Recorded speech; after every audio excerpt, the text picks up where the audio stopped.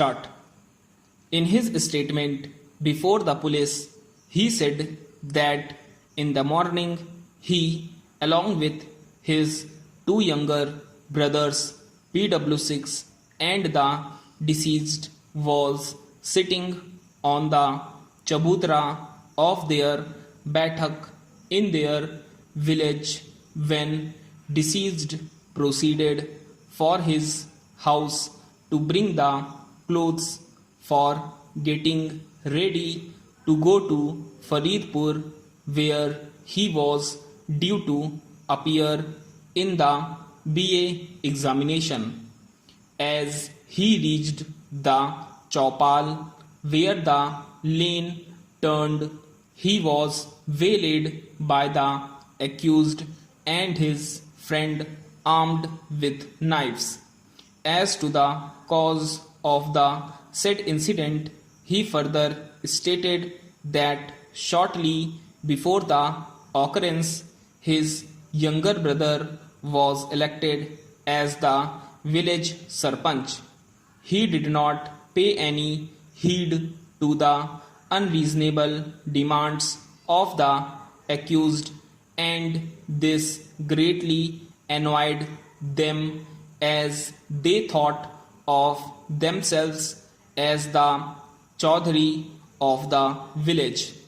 This has led to an alteration and an exchange of hot words between the two sides on the previous evening, but the matter was then passed up by discussion.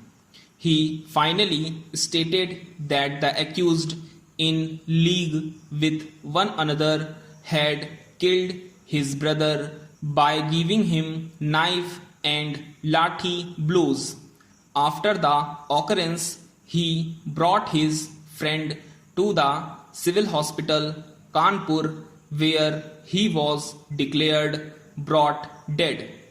Dr. Kumar PW3, who was in the hospital on duty, sent information in that regard to the SHO PS, whereupon PW8 came to the hospital and took down the statement of the appellant. The FIR was delivered at the residence of the area magistrate on the same day. What is, however, of significance for our purpose is that the trial court disbelieved a substantial part of the prosecution story.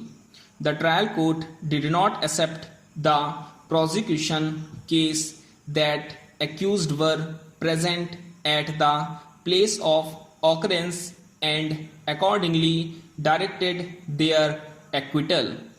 As regards the trial court pointed out that the 3 incised wounds on the person of the deceased that were attributed to him were, according to the medical evidence, post-mortem in nature, that is to say, those 3 injuries were inflicted after he was already dead.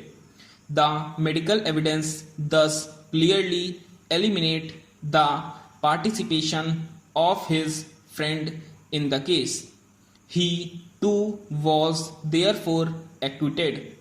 The acquittal of the 3 accused brought down the number of the remaining accused for the shared common intention with the appellant. Apparently, that was one of the reasons for their conviction, simply under section 323 of the Code of Criminal Procedure. Apart from the 3 accused whose presence at the place of occurrence was not accepted, the trial court also doubted the presence of 2 out of the 3 eyewitnesses. The trial court further held that even PW2, the only remaining eyewitness, had mixed up truth with falsehood, but his testimony was not liable to be discarded wholly since he had himself received injury in the same occurrence. In regard to the injury, the trial court came to a truly amazing conclusion. The injury on the hand of Ramesh was certainly in existence, and it was also proved by the medical evidence. Stop.